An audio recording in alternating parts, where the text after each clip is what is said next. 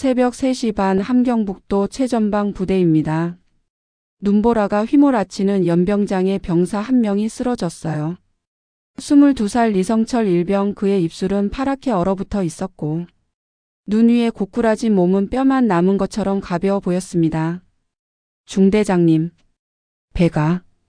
그 말이 끝나기도 전에 총성이 울렸습니다. 눈 위로 붉은 피가 번져 나갔고 하얀 세상에 검붉은 얼룩이 생겼어요. 옆에 서 있던 중대장 박태민 38의 그는 그 광경을 말없이 바라봤습니다. 주먹을 쥐었다가 폈다가를 반복했고 손가락 끝에서 감각이 사라지고 있었죠. 정치지도원이 다가왔습니다. 군화 소리가 눈을 밟으며 바삭바삭 울렸어요. 체제에 대한 충성심이 부족한 자는 이렇게 됩니다. 태민은 고개만 끄덕였습니다. 이곳에서는 침묵이 가장 안전한 대답이었으니까요. 하지만 그의 가슴 속에서는 질문 하나가 폭발하고 있었어요. 이게 조국인가? 바로 이 순간 박태민의 탈출이 시작되었습니다. 몸의 탈출이 아니라 영혼의 탈출이었죠. 조국을 위해 충성했던 군인이 어떻게 목숨을 걸고 국경을 넘게 되었을까요? 그 과정에서 그는 무엇을 보았고 무엇을 잃었으며 무엇을 얻었을까요? 지금 구독, 좋아요, 알림 설정까지 해두시면 무료로 하루 한 편 웃음과 눈물이 있는 사연이 매일 배달됩니다. 그럼 이야기 시작하겠습니다. 새벽 3시 반이었습니다. 함경북도 최전방 부대의 온도계는 영하 30도를 가리키고 있었고 눈보라가 연병장을 휘몰아치고 있었어요. 병사들이 줄지어 서 있었는데 그들의 얼굴은 굶주림으로 뼈만 앙상하게 남아 있었고 입술은 파랗게 얼어붙어 있었습니다.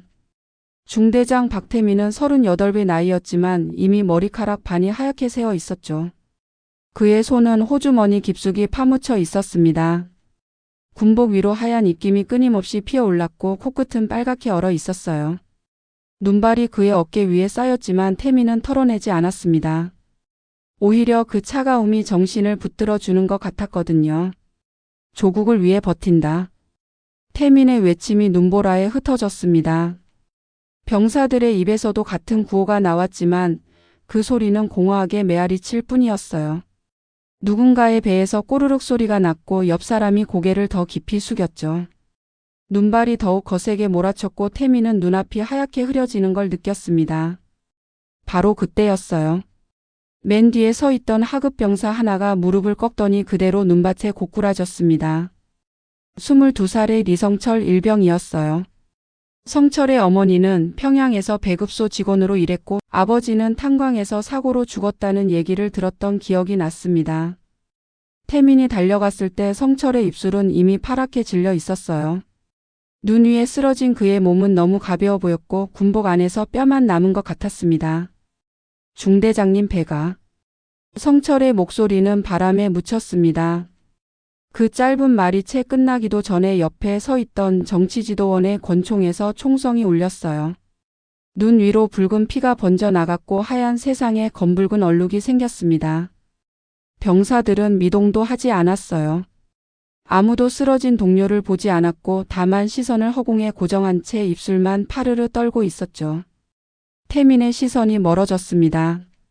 귀가 먹먹해지면서 주변 소리가 사라졌고 오직 자신의 심장 소리만 둥둥 울렸어요. 그는 주먹을 쥐었다가 폈다가를 반복했습니다. 손가락 끝에서 감각이 사라지고 있었는데 아니 진짜 사라지는 건 손가락이 아니라 다른 무언가였을 거예요.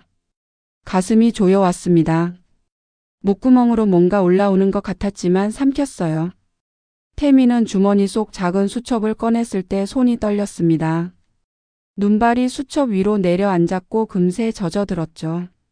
연필을 꺼내 한 줄을 적었어요. 나는 오늘 또 한 사람을 잃었다. 그가 아니라 나를 잃었다. 글씨가 비뚤비뚤했습니다. 손이 제대로 움직이지 않았거든요. 태민은 수첩을 다시 주머니에 넣고 눈을 감았어요. 눈꺼풀 안쪽이 뜨겁게 타올랐지만 눈물은 나오지 않았습니다. 이미 말라버린 지 오래였으니까요. 정치지도원이 다가왔습니다. 그의 군화 소리가 눈을 밟으며 바삭바삭 울렸어요. 태민은 고개를 들지 않았습니다. 대신 눈 위에 떨어진 성철의 모자만 바라봤죠. 모자챙에 눈이 소복이 쌓여 있었습니다. 중대장 동지 체제에 대한 충성심이 부족한 자는 이렇게 됩니다. 정치지도원의 목소리는 차갑고 날카로웠어요. 태민은 대답하지 않았습니다.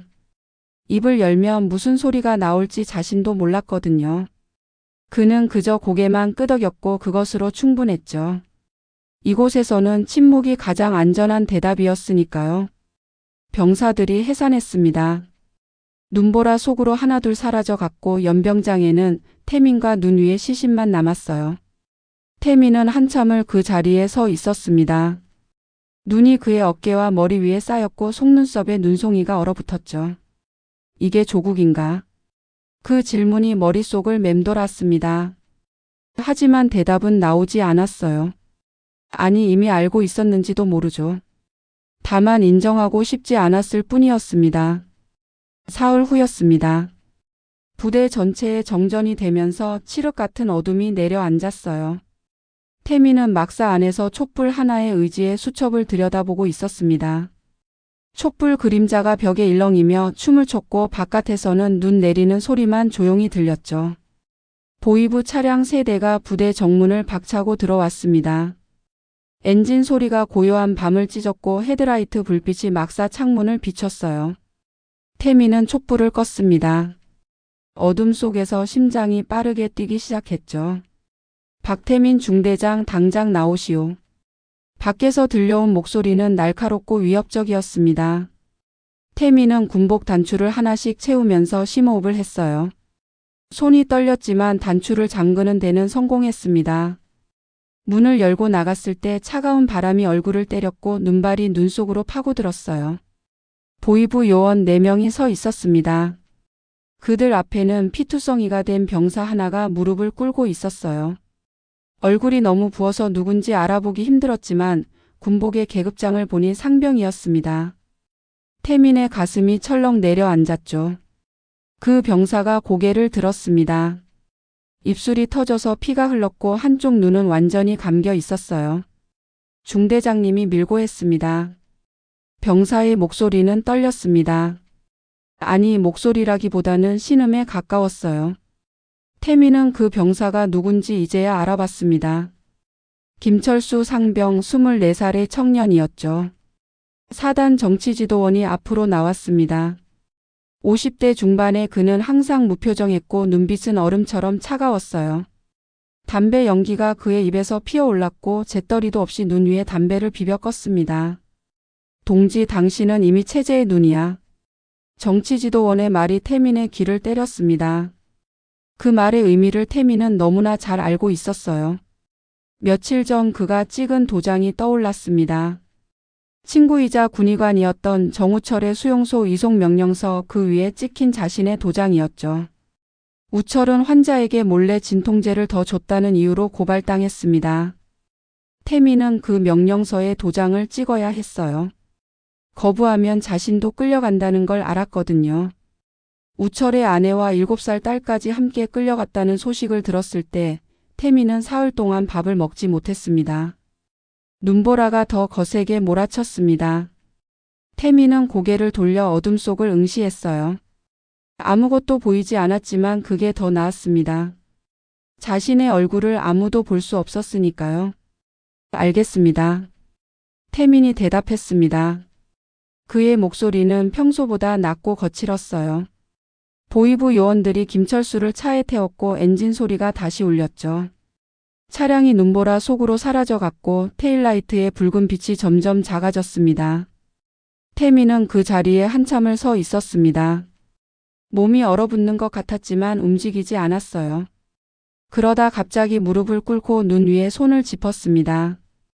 뱃속에 모든 것을 쏟아낸 것처럼 토했지만 나오는 건 물과 쓴 위액뿐이었죠. 나는 조국을 위해 충성했지만. 태민은 중얼거렸습니다. 눈물인지 눈 녹은 물인지 모를 액체가 뺨을 타고 흘렀어요. 손바닥에 묻은 눈을 입으로 가져가 핥았습니다. 차갑고 아무 맛도 나지 않았죠. 조국은 나를 짐승으로 만들었다. 그 말이 눈보라에 흩어졌습니다. 태민은 일어서서 막사로 돌아갔어요. 촛불을 다시 켰고 수첩을 꺼내 펜을 들었습니다. 하지만 아무것도 쓸 수 없었어요. 손이 너무 떨려서 글자가 되지 않았거든요. 그날 밤 태민은 잠들지 못했습니다. 눈을 감으면 우철의 얼굴이 보였고 김철수의 신음소리가 들렸어요. 새벽이 올 때까지 그는 어둠 속에 앉아 촛불만 바라봤습니다. 촛불이 녹아내리듯 자신도 조금씩 사라지고 있다는 생각이 들었죠. 한 달이 흘렀습니다. 태민은 밤마다 두만강을 꿈꿨어요. 검은 강물이 흐르고 저 너머에 불빛이 보이는 꿈이었습니다. 깨어나면 식은땀이 등을 적셨고 심장은 터질 것처럼 뛰었죠. 어느 날 밤 누군가 막사 문을 두드렸습니다. 3번 짧고 조심스러운 노크였어요. 태민은 문을 열지 않고 물었습니다. 누구요? 길을 아는 사람입니다. 그 한마디면 충분했어요. 태민은 문을 열었습니다. 제 시도 재개속 편집문 앞에 선 남자는 마른 체구의 얼굴은 그을렸고 눈빛만 유난히 날카로웠어요. 40대 초반쯤 돼 보였는데 군복이 아닌 민간인 옷을 입고 있었습니다. 태민은 그 남자를 안으로 들였고 문을 닫은 뒤 촛불을 켰죠. 나는 박태민입니다. 이름은 중요하지 않소. 나를 최 선생이라 부르시오. 최 선생이라 불린 남자는 주머니에서 담배를 꺼냈습니다. 성냥을 그어 불을 붙였고 연기를 깊이 들이마셨어요. 태민은 그 모습을 말없이 지켜봤습니다. 당신이 나갈 마음이 있다는 얘기를 들었소. 최 선생의 말에 태민의 등줄기로 식은땀이 흘렀습니다. 누가 말했을까? 아무에게도 말하지 않았는데. 하지만 이곳에서는 생각만으로도 고발당할 수 있다는 걸 태민은 알고 있었어요. 얼마요? 중국 위안화 3,000. 또는 미화 500. 태민은 입술을 깨물었습니다. 그에게는 그런 돈이 없었어요. 15년 군 생활 동안 모은 게 있다 해도 고작 위안화 200 정도였습니다. 없소. 그런 물건은? 태민은 잠시 망설이다가 서랍을 열었습니다. 빨간 천으로 쌓인 작은 상자를 꺼냈어요. 천을 풀자 금색 훈장이 나타났습니다. 금성 훈장. 태민이 10년 전 받은 최고 등급의 훈장이었죠. 이것밖에 없소. 최 선생이 훈장을 집어 들었습니다. 촛불 아래에서 금색이 반짝였어요. 그는 코웃음을 쳤습니다. 남조선은 이딴 거 버려. 죄의 증거지. 그 말이 태민의 가슴을 후벼 팠습니다. 충성의 증거가 죄의 증거라니. 하지만 최 선생의 말이 틀리지 않았어요. 이 훈장은 태민이 얼마나 많은 사람을 고발하고 감시하고 체제에 충성했는지를 보여주는 증거였으니까요. 그래도 이게 전부요. 최 선생이 한숨을 쉬었습니다. 담배를 바닥에 비벼 끄고 주머니에서 종이 한 장을 꺼냈어요. 지도였습니다. 두만강 인근에 미리국 루트가 표시되어 있었죠. 오늘 밤 11시. 여기서 6km 북쪽 폐가에 모이시오. 당신 말고도 넷이 더 있소. 태민은 고개를 끄덕였습니다. 최 선생이 일어서서 문 쪽으로 갔는데 문고리를 잡고 돌아봤어요. 한 가지 더. 잡히면 다 죽소.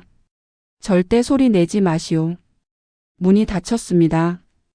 촛불이 바람에 흔들렸고 태민은 혼자 남았어요.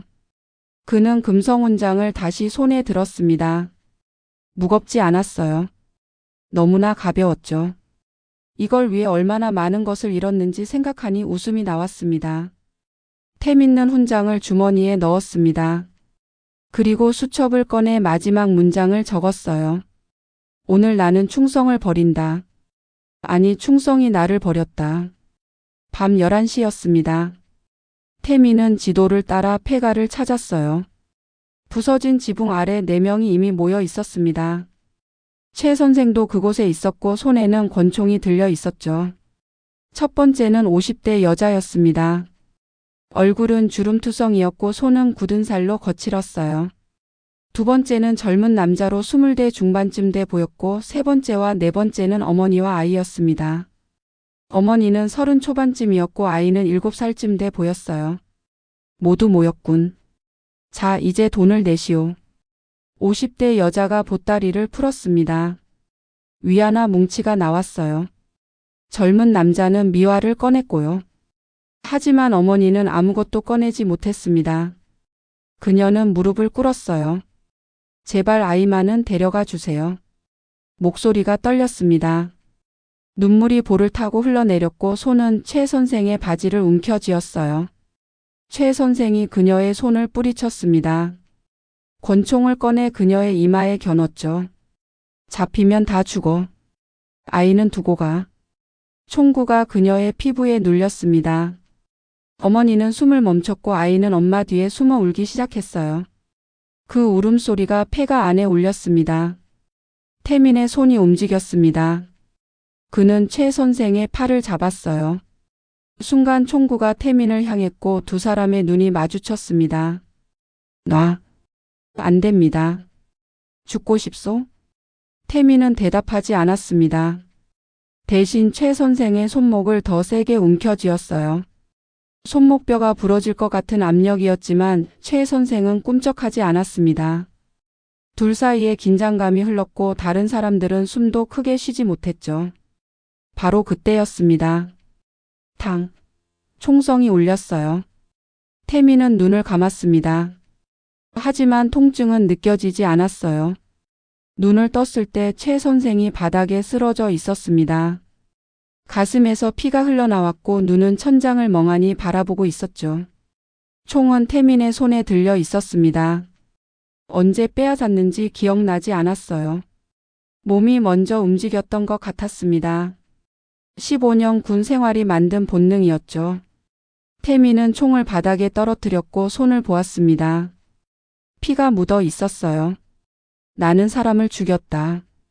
목소리가 떨렸습니다. 어머니가 아이를 더 세게 끌어안았고 다른 사람들은 뒷걸음질 쳤어요. 태민은 무릎을 꿇고 최 선생의 몸 옆에 앉았습니다.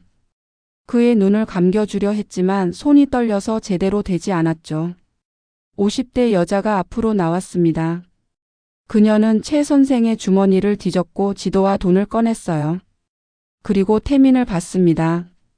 당신이 우릴 데려가시오. 안 그럼 우린 다 죽소. 태민은 고개를 들었습니다. 네 사람의 눈이 자신을 바라보고 있었어요. 그 눈빛에는 두려움과 동시에 간절함이 담겨 있었습니다. 태민은 일어섰고 피 묻은 손을 바지에 문질렀죠. 따라오시오. 7살 아이가 엄마 손을 놓고 태민에게 다가왔습니다. 작은 손이 태민의 손을 잡았어요. 그 손은 따뜻했습니다. 너무나 따뜻해서 태민의 가슴이 뜨거워졌죠. 이젠 내가 너희를 지킨다. 태민은 아이를 업었습니다. 아이의 온기가 등을 통해 전해졌어요. 그 온기가 얼어붙었던 뭔가를 녹이는 것 같았습니다. 태민은 지도를 펼쳤고 출발 신호를 보냈죠. 밤은 깊었고 눈은 계속 내렸습니다. 5 사람은 어둠 속으로 걸어 들어갔어요. 뒤돌아보지 않았습니다. 뒤에는 죽음만 있었으니까요. 두만강까지는 20km였습니다. 눈보라가 시야를 가렸고 바람은 뼈를 애는 듯 차갑게 몰아쳤어요. 태민은 앞장서서 걸었고 나머지 넷은 그의 뒤를 따랐습니다. 아이는 태민의 등에 엎여 있었고 작은 손으로 태민의 목을 꼭 감싸고 있었죠. 3시간을 걸었습니다. 발이 얼어붙는 것 같았고 호흡은 점점 거칠어졌어요. 50대 여자가 주저앉았습니다. 못 가겠소. 여기서 쉬어야겠소. 태민이 돌아봤습니다. 여자의 입술은 파랗게 질려 있었고 손은 떨리고 있었어요. 젊은 남자가 여자를 일으켜 세우려 했지만 여자는 고개를 저었습니다. 가시오. 나는 여기까지요. 태민은 여자에게 다가갔습니다. 그리고 자신의 외투를 벗어 여자에게 덮어줬어요. 여자가 고개를 들어 태민을 봤습니다. 왜 이러시오? 아직 안 됩니다. 조금만 더 가야 해요. 태민은 여자를 일으켜 세웠습니다. 젊은 남자가 반대편을 잡았고 둘이 여자를 부축해서 걸었어요. 눈은 계속 내렸고 발자국은 금세 지워졌습니다. 1시간을 더 갔습니다. 저 멀리 불빛이 보이기 시작했어요. 국경 초소였습니다. 태민은 일행을 멈춰 세웠고 손으로 입을 막는 신호를 보냈죠. 모두가 숨을 죽였습니다. 초소에서 궁견 짖는 소리가 들렸습니다. 태민의 등골이 서늘해졌어요. 궁견은 냄새를 맡습니다. 눈보라에도 사람 냄새를 찾아내죠. 태민은 바람의 방향을 확인했습니다. 다행히 바람이 초소 쪽으로 불고 있었어요. 엎드리시오. 눈 속에 파묻히시오. 모두가 눈 속에 몸을 숨겼습니다. 태민도 아이를 품에 안고 눈 속에 엎드렸어요. 눈이 얼굴을 덮었고 차가움이 피부를 파고들었습니다. 아이가 떨기 시작했고 작은 입술이 파랗게 질렸어요. 아저씨, 우리 죽어요? 아이의 속삭임이 태민의 귀에 닿았습니다. 태민은 아이를 더 꽉 안았어요. 자신의 체온으로 아이를 감쌌고 입을 아이의 귀에 대고 속삭였습니다. 아니야, 숨 쉬면 살아, 끝까지 숨 쉬자. 궁견 소리가 가까워졌습니다. 태민은 숨을 최대한 얕게 쉬었어요. 심장이 터질 것 같았지만 참았습니다. 눈 속에서 군화 소리가 들렸고 손전등 불빛이 주변을 훑었죠. 이쪽으로 발자국이 있다. 잡아라. 병사들의 외침이 들렸습니다. 태민은 눈을 감았어요. 이제 끝인가?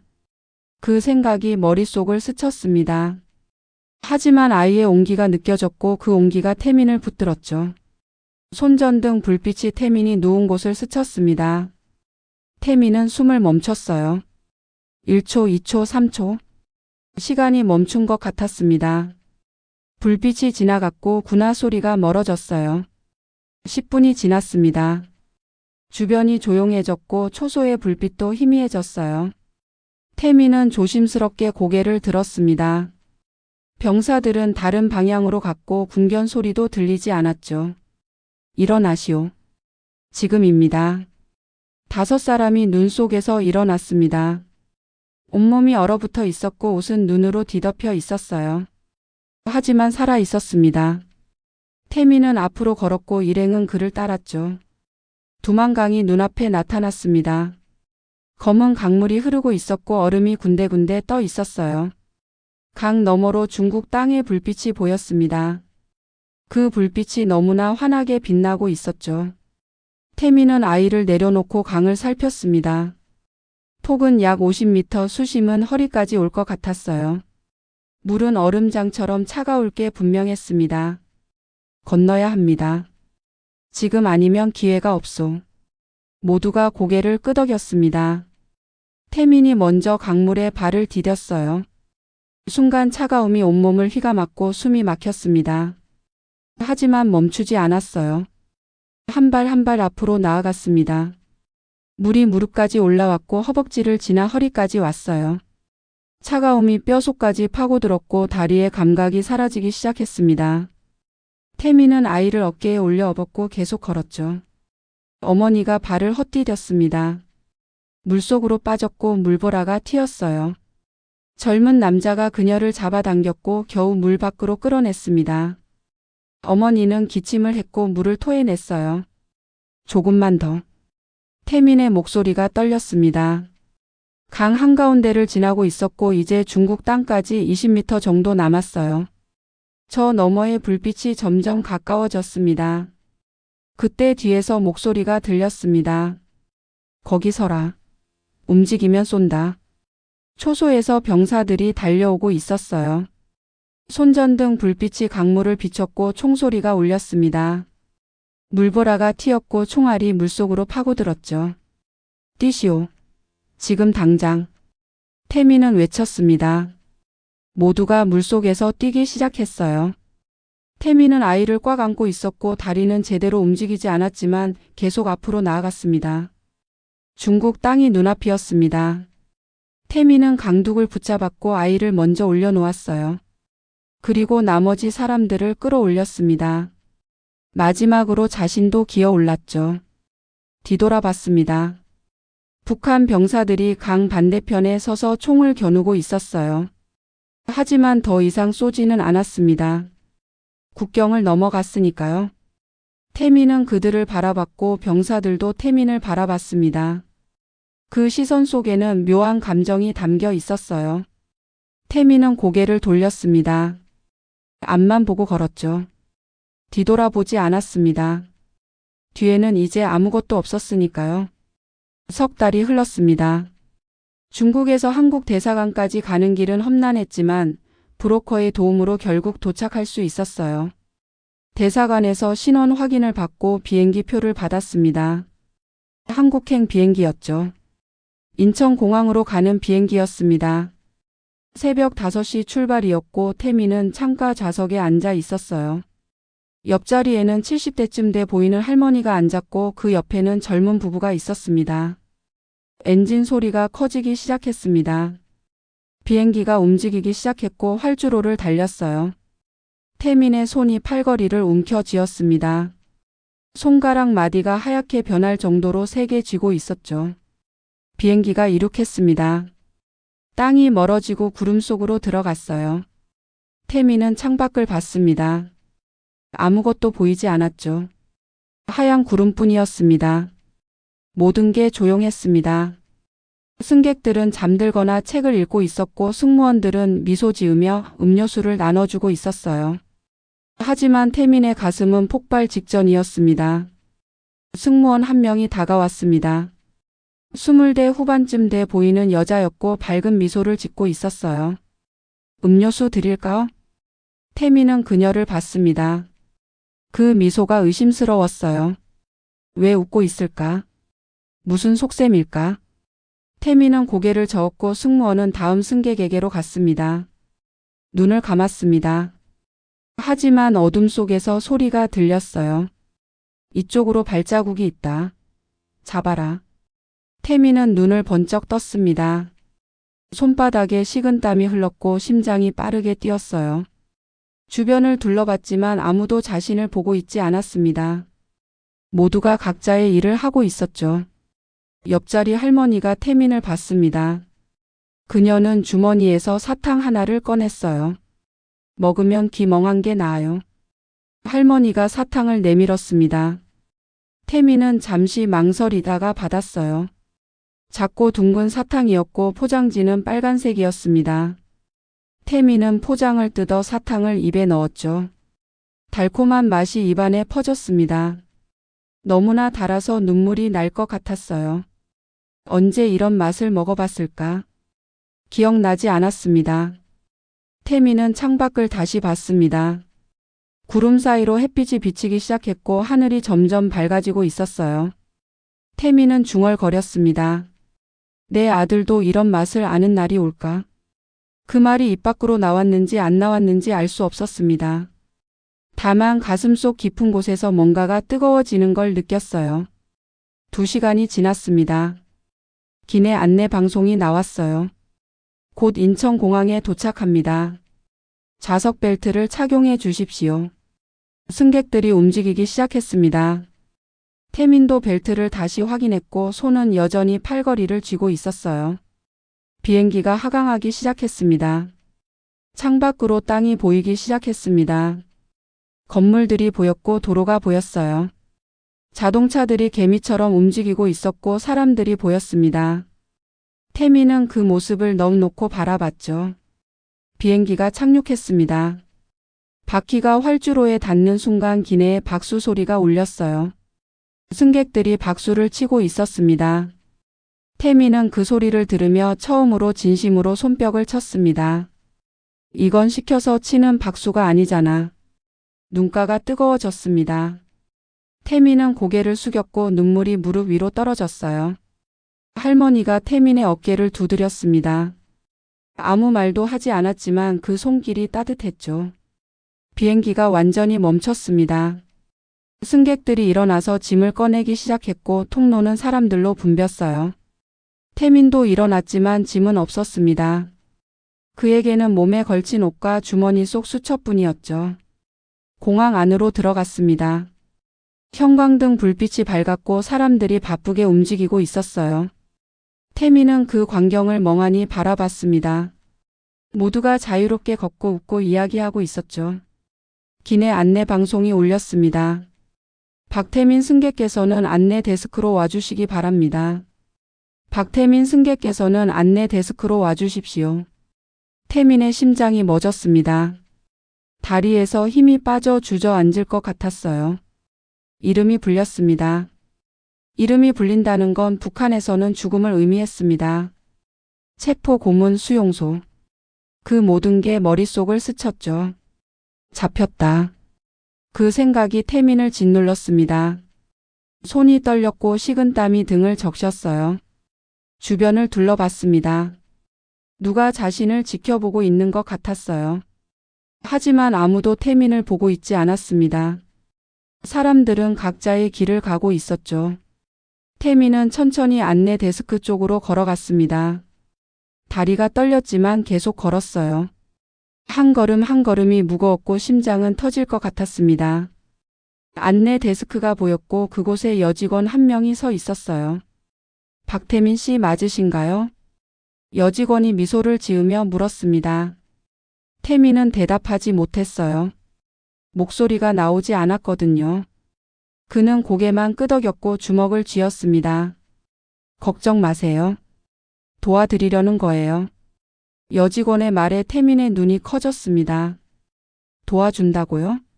북한에서 이름이 불린다는 건 언제나 위협이었고 죽음이었어요. 하지만 이곳에서는 도움이라니. 태민은 믿을 수가 없었습니다. 비행기에 이거 두고 가셨더라고요. 여직원이 봉투 하나를 내밀었습니다. 작은 흰색 봉투였고 태민의 이름이 적혀 있었어요. 태민은 봉투를 받았습니다. 손이 떨려서 제대로 잡기 힘들었죠. 여기 앉아서 확인해 보세요. 필요한 게 있으면 말씀하세요. 여직원이 의자를 가리켰습니다. 태민은 의자에 앉았고 봉투를 열었어요. 안에는 종이 한 장이 들어 있었습니다. 태민은 종이를 꺼내 펼쳤고 거기 적힌 글을 읽었죠. 오늘 처음 숨을 내쉬었다. 태민 자신이 쓴 글이었습니다. 비행기 안에서 좌석 포켓에 넣어뒀던 편지였어요. 그걸 읽고 내렸던 겁니다. 태민은 종이를 가슴에 안았고 눈물이 흘러내렸습니다. 북한에서 이름이 불린다는 건 죽음이었습니다. 하지만 이곳에서 이름이 불린다는 건 환영이었어요. 도움이었고 배려였고 인간다움이었습니다. 태민은 고개를 숙이고 울었죠. 소리내어 울지는 않았지만 어깨가 떨렸고 눈물이 멈추지 않았습니다. 여직원이 물티슈를 건넸습니다. 태민은 받아서 눈물을 닦았어요. 여직원은 아무 말도 하지 않았습니다. 다만 옆에 서서 기다려줬죠. 그 침묵이 태민에게는 큰 위로가 되었습니다. 감사합니다. 태민이 말했습니다. 목소리가 갈라졌지만 어쨌든 나왔어요. 여직원이 고개를 끄덕였습니다. 천천히 가세요. 환영합니다. 대한민국에. 태민은 일어섰습니다. 종이를 다시 봉투에 넣고 주머니에 넣었어요. 그리고 공항 밖으로 걸어 나갔습니다. 자동문이 열렸고 찬 공기가 얼굴을 스쳤죠. 밖은 환했습니다. 해가 떠오르고 있었고 하늘은 주황빛으로 물들어 있었어요. 사람들이 오가고 차들이 움직이고 세상은 살아 숨쉬고 있었습니다. 태민은 그 모습을 바라보며 깊게 숨을 들이마셨어요. 공기가 달랐습니다. 차갑지만 상쾌했고 무겁지 않았어요. 태민은 숨을 내쉬었습니다. 천천히 길게. 그 숨이 입 밖으로 나가는 걸 느끼며 태민은 중얼거렸죠.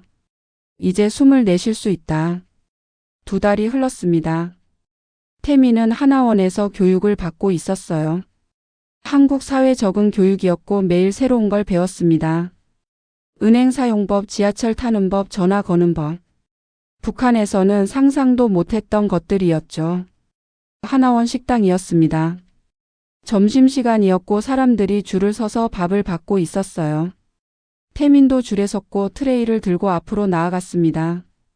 배식하는 직원이 밥을 퍼주고 반찬을 올려줬어요. 단무지 더 드릴까요? 직원이 물었습니다. 태민은 고개를 끄덕였고 단무지 2개가 더 올라갔어요.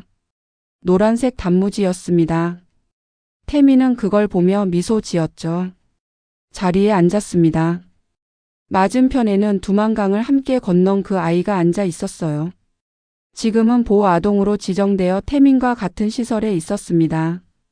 아이는 밥을 먹으며 태민을 봤어요. 이거 왜 이렇게 노래요? 아이가 단무지를 들며 물었습니다. 태민은 단무지를 집어 입에 넣었어요. 아삭 소리가 났고 달콤하면서도 짭조름한 맛이 입안에 퍼졌습니다. 색소 넣은 거야. 예쁘게 보이려고. 색소요? 응. 여기서는 음식도 예쁘게 만들어. 아이가 웃었습니다. 그 웃음이 태민의 가슴을 따뜻하게 했어요. 2달 전만 해도 이 아이는 울기만 했습니다. 엄마를 찾으며 밤마다 악몽에 시달렸죠. 하지만 이제는 웃고 있었습니다. 태민도 밥을 떠서 입에 넣었습니다. 쌀밥이었고 윤기가 흘렀어요. 북한에서는 옥수수와 풀뿌리로 연명했지만 이곳에서는 매일 쌀밥을 먹을 수 있었습니다. 처음에는 믿을 수 없었어요. 하지만 이제는 익숙해졌죠. 창밖을 봤습니다. 하나원은 경기도 안성에 있었고 주변은 조용했어요. 나무들이 바람에 흔들리고 새들이 날아다녔습니다. 평화로운 풍경이었죠. 아저씨. 아이가 불렀습니다. 태민이 아이를 봤어요. 우리 이제 안 도망가도 돼요? 아이의 질문에 태민의 가슴이 먹먹해졌습니다. 그는 아이의 머리를 쓰다듬었어요. 응. 이제 안 도망가도 돼. 여기가 우리 집이야. 진짜요? 진짜야. 아이가 다시 웃었습니다. 그리고 밥을 크게 한 숟가락 떠서 입에 넣었어요. 볼이 빵빵해질 정도로 많이 넣었고 오물오물 씹었습니다. 태민은 그 모습을 보며 미소 지었죠. 식사를 마치고 밖으로 나왔습니다. 해가 기울고 있었고 하늘은 붉게 물들어 있었어요. 태민은 벤치에 앉아 하늘을 올려다봤습니다. 구름이 천천히 흘러가고 있었고 바람이 시원하게 불었죠. 주머니에서 수첩을 꺼냈습니다. 북한에서부터 가지고 온 그 수첩이었어요. 낡고 너덜너덜했지만 태민에게는 소중한 기록이었습니다. 수첩을 펼쳤고 마지막 페이지를 넘겼어요. 펜을 꺼내 한 줄을 적었습니다. 나는 아직 죄인이다. 하지만 오늘만큼은 숨을 내쉴 수 있다. 글씨가 또박또박했습니다. 손이 떨리지 않았어요. 태민은 수첩을 덮고 하늘을 다시 봤습니다.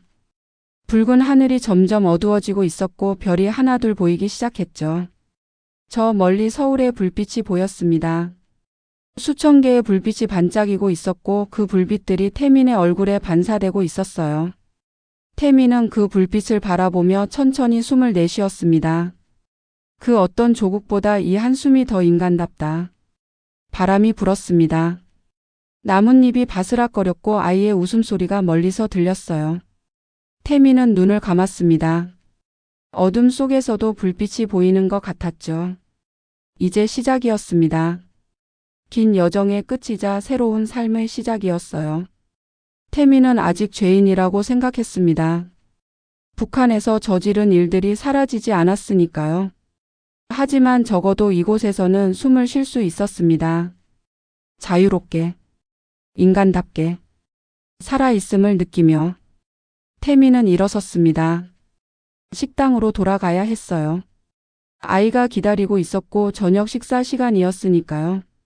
그는 벤치를 뒤로 하고 걸었습니다. 뒤돌아보지 않았어요. 앞만 보고 걸었습니다. 불빛을 향해, 내일을 향해, 새로운 삶을 향해.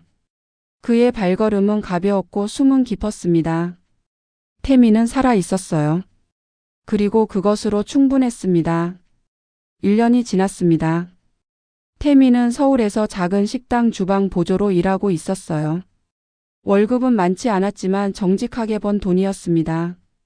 아이는 초등학교에 입학했고 매일 학교에서 새로운 친구들과 놀고 있었죠.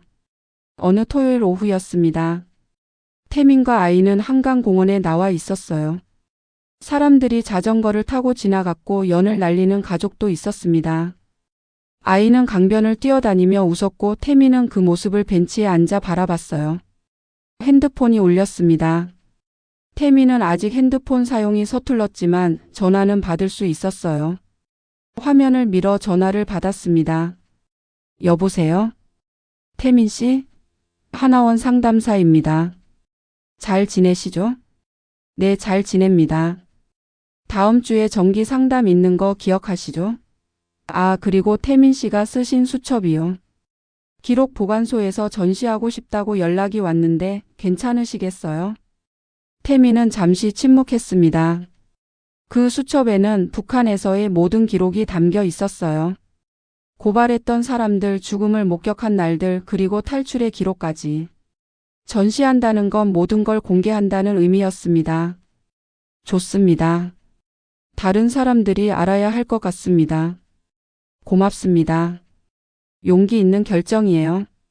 전화가 끊겼습니다. 태민은 핸드폰을 내려놓고 하늘을 올려다봤어요. 구름 한 점 없는 맑은 하늘이었습니다. 아이가 달려왔습니다. 손에는 민들레 홀씨를 들고 있었어요.